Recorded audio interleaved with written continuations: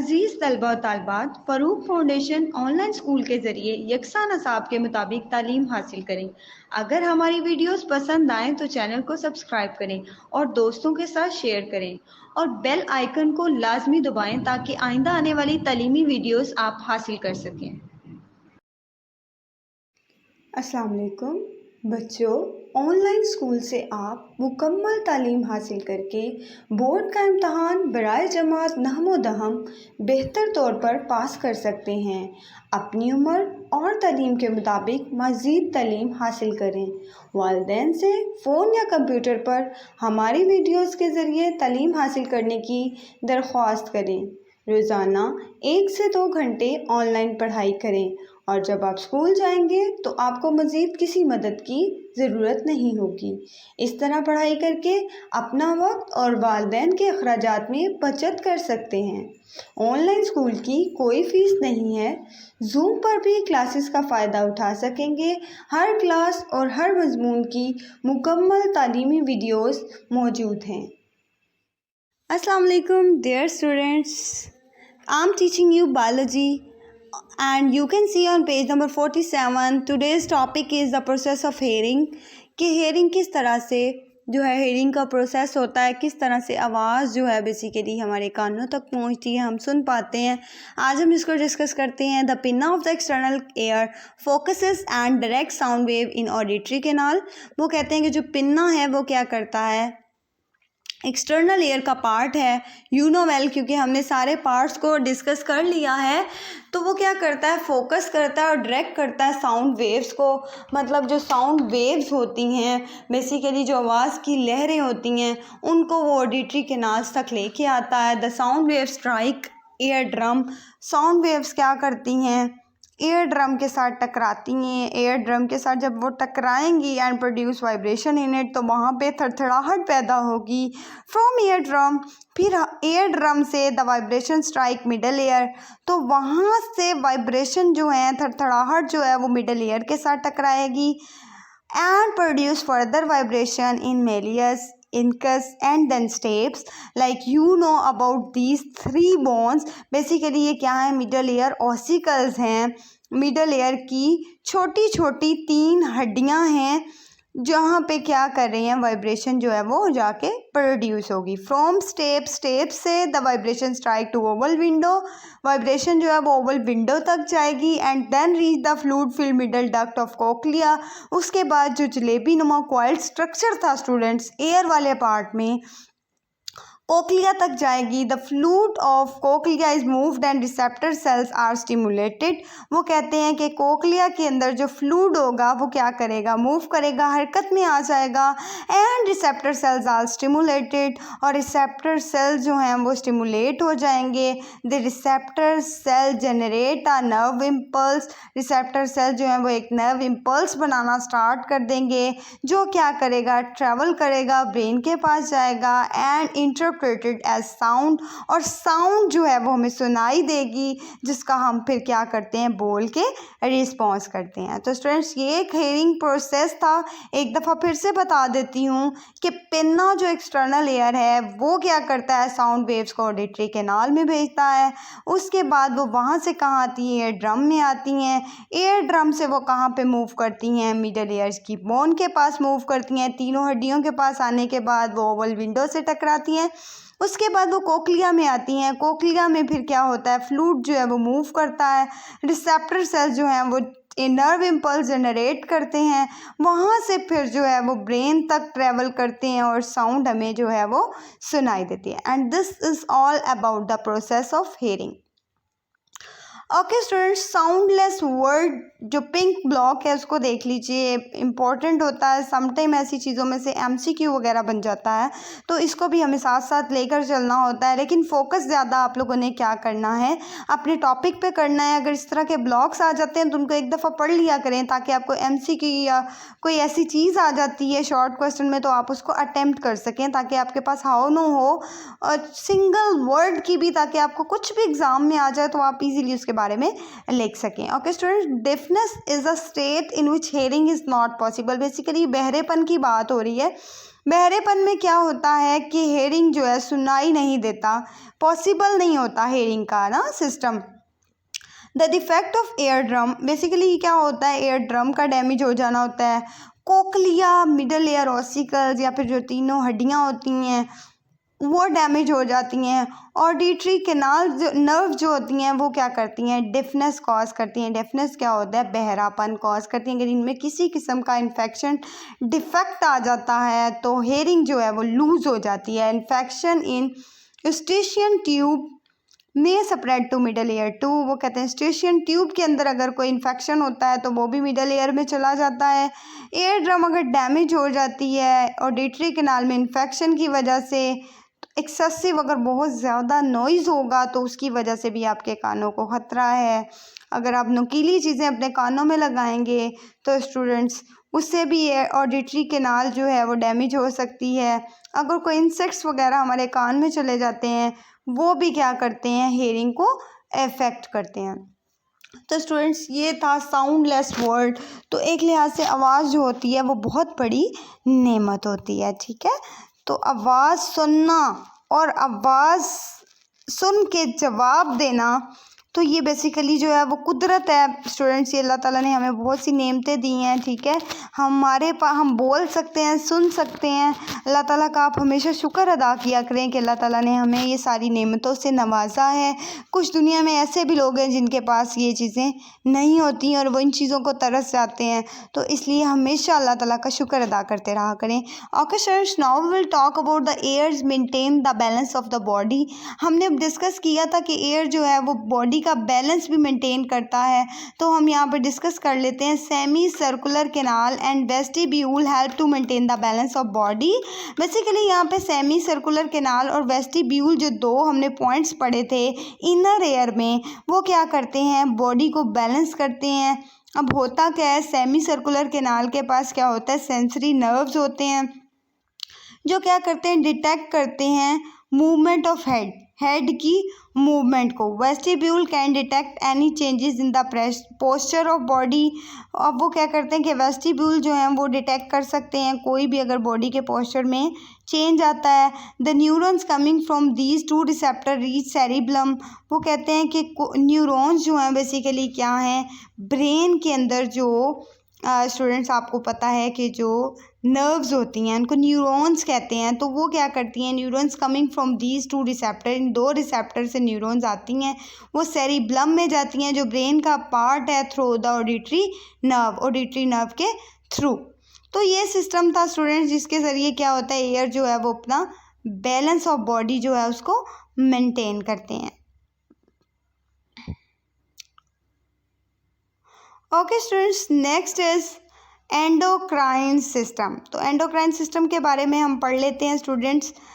Basically the activities such as growth, जैसा कि कुछ एक्टिविटीज़ हैं जैसा कि ग्रोथ हो गई, बढ़ोतरी, रिप्रोडक्शन, ठीक है, जिनसी तौलीद का अमल, maintenance of glucose concentration in blood के अंदर ग्लूकोज कंसनट्रेशन का मेंटेन होना, reabsorption of water in kidney etcetera. और जैसे पानी जो है वो किस तरह से रीअब्जॉर्ब होता है, जज्ब होता है गुर्दों में, नीड टू बी रेगुलेटेड, इन सारी चीज़ों को रेगुलेट करना पड़ता है बॉडी में।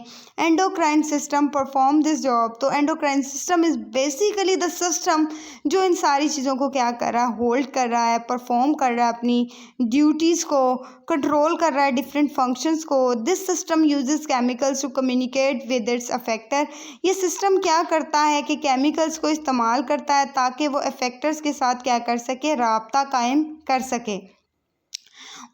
उन केमिकल्स को क्या कहते हैं स्टूडेंट्स, उन केमिकल्स को बेसिकली हार्मोन्स कहते हैं। और hormone is a specific messenger. अब हार्मोन क्या होता है, एक मैसेंजर होता है, मैसेंजर मॉलिक्यूल सिंथेसाइज जो तैयार होता है और सेक्रेट होता है बाय एन एंडोक्राइन ग्लैंड, एक ग्लैंड के थ्रू। बेसिकली स्टूडेंट्स आपने ये बात याद रखनी है कि ग्लैंड्स बेसिकली क्या प्रोड्यूस कर रहे होते हैं, हार्मोन्स प्रोड्यूस करते हैं। तो हार्मोन जो है वो एक स्पेसिफिक मैसेंजर मॉलिक्यूल होता है जो तैयार होता है और एंडोक्राइन ग्लैंड से सेक्रीट होता है। These glands are ductless. ये ग्लैंड्स होते हैं इनके पास कोई डक्ट नहीं होती, डक्टलेस होते हैं और रिलीज होते हैं एंड रिलीज देयर सेक्रीशंस। और ये सेक्रीशंस करते हैं, वो सेक्रीशंस बेसिकली क्या होती हैं, हार्मोन्स होती हैं, और वो हार्मोन्स क्या करते हैं, डायरेक्टली कहाँ पे आ जाते हैं, ब्लड स्ट्रीम में, यानी ब्लड जहाँ पे हमारा फ्लो हो रहा होता है। Blood carries the hormones, blood जो होता है वो क्या करते हैं, हार्मोन को उठाते हैं टू टारगेट ऑर्गन्स, उन जगह पर, उन ऑर्गन्स तक, उन टिश्यूज तक ले जाते हैं, अपॉन विच दे एक्ट, जहाँ पे इन्होंने अपना काम दिखाना होता है, जहाँ पे जाके इन्होंने एक्ट करना होता है। स्टूडेंट्स, एंडोक्राइन सिस्टम कितना मज़े का सिस्टम है ना। बेसिकली ये किस पे क्या कर रहा है, रेगुलेशन में मदद कर रहा है। ठीक है, तो इस बात को अच्छे से याद रखिएगा। ओके स्टूडेंट्स, तो यहाँ पे देखें, आपको ब्लू कलर का ब्लॉक नज़र आ रहा है पेज नंबर 48 पे। Basically the step wise process of Metamorphosis in many animals is controlled by hormones. वो कहते हैं मेटामॉर्फोसिस जो एनिमल्स में, वो भी हॉर्मोन्स कंट्रोल कर रहे होते हैं। लाइफ एक्टिविटीज़, डिफरेंट जो सरगर्मियाँ हो रही हैं, जैसे सेल डिवीजन हो रही है इन्वर्टिब्रेट्स में, वो भी हार्मोन्स रेगुलेट कर रहे हैं। हार्मोन्स जो हैं वो डिफरेंट जो एक्टिविटीज़ हैं, जैसे माइग्रेशन, बर्ड्स की माइग्रेशन, बर्ड्स का एक जगह से दूसरी जगह जाना, इसको भी हार्मोन्स जो है वो कंट्रोल कर रहे हैं। Hormones have been identified even in unicellular organism, एक सेल पर मुश्तमिल जो जानदार होते हैं उनके अंदर भी हार्मोन्स को आइडेंटिफाई किया गया है, हार्मोन्स की शनाख्त की गई है उनके अंदर भी। ठीक है, अब हम पढ़ते हैं स्टूडेंट्स इम्पोर्टेंट एंडोक्राइन ग्लैंड्स।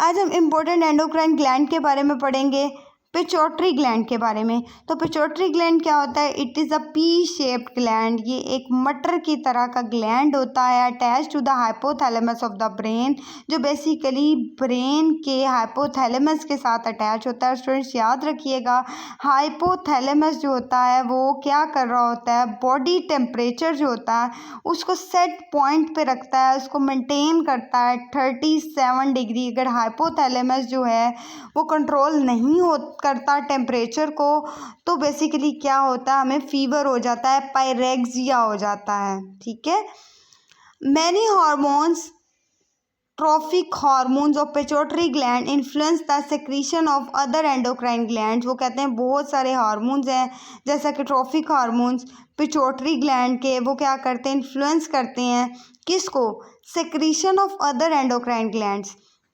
दूसरे एंडोक्राइन ग्लैंड्स की सेक्रेशन को इन्फ्लुएंस करते हैं।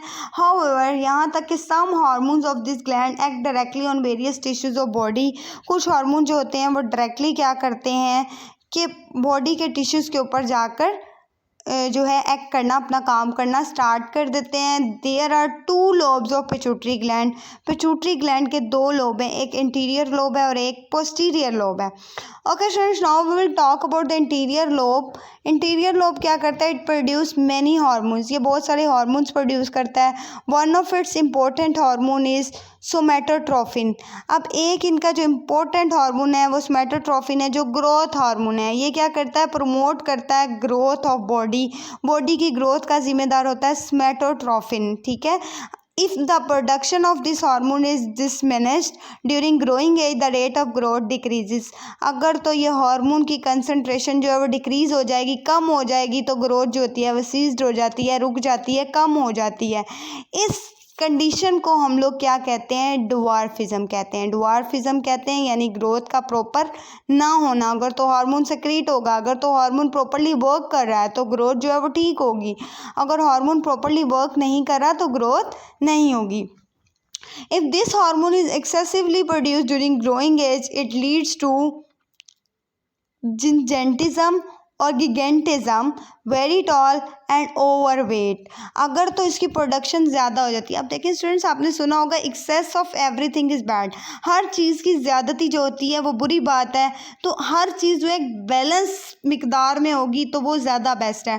तो अगर ये हार्मोन ज़्यादा बन जाता है तो इससे क्या होता है कि या तो बंदा बहुत लंबा हो जाता है, और या फिर ओवरवेट, या फिर उसका जो अब एज के हिसाब से वेट होता है वो ज़्यादा हो जाता है। If somatotrophin is excessively produced after growing age, अगर ग्रोइंग एज के बाद सोमेटोट्रोफिन बहुत ज़्यादा ग्रो करने लग जाए तो internal organs and body extremities alone grow large.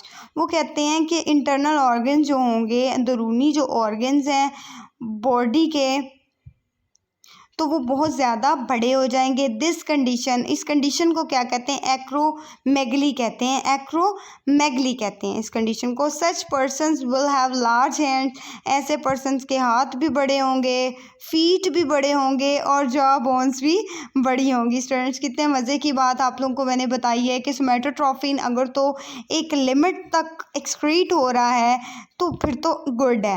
अगर तो ये एक्सेसिव अमाउंट में है तो या तो बंदा लंबा हो जाता है या ओवर वेट हो जाता है, और या फिर उसके हाथ या पाँव जो हैं वो बड़े हो जाते हैं। स्टूडेंट्स, अनदर इम्पोर्टेंट हार्मोन, एक और इम्पोर्टेंट हार्मोन है जो सेक्रीट होता है इंटीरियर लोब से, पिट्यूटरी ग्लैंड के जो ब्रेन में प्रेजेंट होता है, उसको हम लोग कहते हैं TSH। TSH stands for thyroid stimulating hormone. It stimulate thyroid gland to secrete its hormone.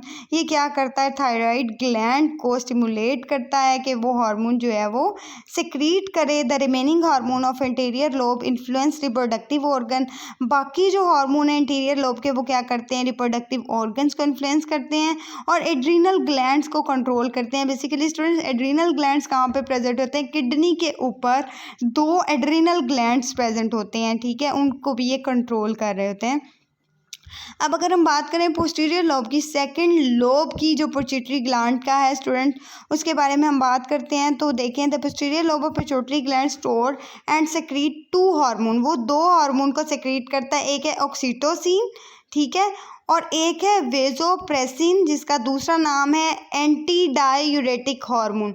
Anti diuretic hormone students, इसके बारे में एक और बात मैं आपको इम्पोर्टेंट बताती चलूँ। एंटी डायूरेटिक हार्मोन जो है वो रीअब्जॉर्प्शन वाटर की करवाता है। जब ये यूरिन जो है प्रोड्यूस हो रहा होता है तो ये ना हो कि वाटर भी जो है वो आपकी बॉडी से एलिमिनेट हो जाए, तो ये क्या करता है? रीअब्जॉर्प्शन में हेल्प आउट करता है ADH यानी एंटी डायूरेटिक हार्मोन। और दूसरी बात, ये जो पोस्टीरियर लोब है ये एक हार्मोन ऑक्सीटोसिन भी सेक्रीट करता है।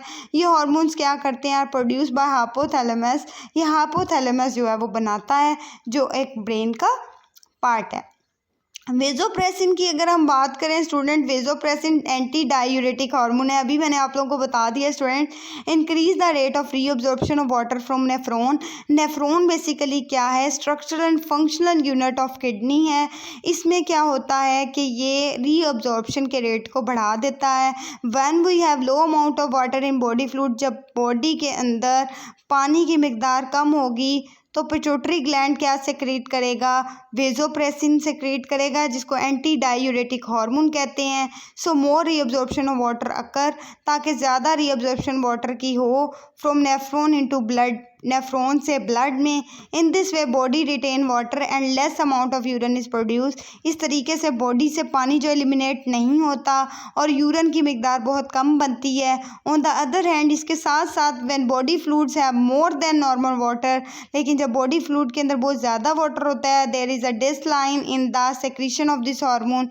तो ये इस हार्मोन की जो है सेक्रेशन में कमी आ जाता है। If pituitary gland does not secrete this hormone in the required amount, अगर पिट्यूटरी ग्लैंड इस हार्मोन को रिक्वायर्ड अमाउंट में नहीं सेक्रेट करेगा, लेस वाटर इज रीअब्जॉर्ब, तो कम पानी रीअब्जॉर्ब होगा नेफ्रॉन से, and there is excessive loss of water through urine. तो यूरिन के ज़रिए ज़्यादा से ज़्यादा पानी जो है उसका लॉस हो जाएगा। ऐसी कंडीशन को हम लोग क्या कहते हैं? डायबिटीज़ इंसिपिडस कहते हैं। डायबिटीज़ इंसिपिडस यानी कि पिट्यूटरी ग्लैंड का जो हार्मोन है वेजोप्रेसिन, जिसका दूसरा नाम एंटी डायूरेटिक हार्मोन है, अगर ये नहीं बनेगा तो इसका भी मसला है स्टूडेंट। डायबिटीज़ इंसिपिडस जो है वो डिजीज़ हो जाएगी, कंडीशन हो जाएगी, ठीक है। अगली बात देखें students, the hormone oxytocin. Hormone oxytocin stimulates the contraction of uterus. Oxytocin क्या करता है? वो contraction of uterus wall in mothers for child birth. ये क्या करता है? कॉन्ट्रैक्ट करता है यूट्रस वॉल को माओं के अंदर जब बच्चे की बर्थ हो रही होती है। More over this hormone is necessary for the ejection of milk from breast. और इसके अलावा ये हार्मोन बहुत ज़्यादा इंपॉर्टेंट क्यों है? For the ejection of milk, milk के अंदर से जो बेसिकली जो ब्रेस्ट में से मिल्क आ रहा होता है उसकी इंजेक्शन के लिए भी ये हार्मोन जो है वो बहुत ज़्यादा इम्पोर्टेंट रोल प्ले करता है, ऑक्सीटोसिन, ठीक है स्टूडेंट्स। सो नेक्स्ट लेक्चर में हम लोग डिस्कस करेंगे थायराइड ग्लैंड को। अभी हम लोगों ने इम्पोर्टेंट एंडोक्राइन ग्लैंड को डिस्कस किया, दैट इज पिट्यूटरी ग्लैंड, और उसके अंदर हमने डिफरेंट ऑर्गन हार्मोन्स को डिस्कस किया। नेक्स्ट मिलते हैं नेक्स्ट टॉपिक के साथ। Thank you very much.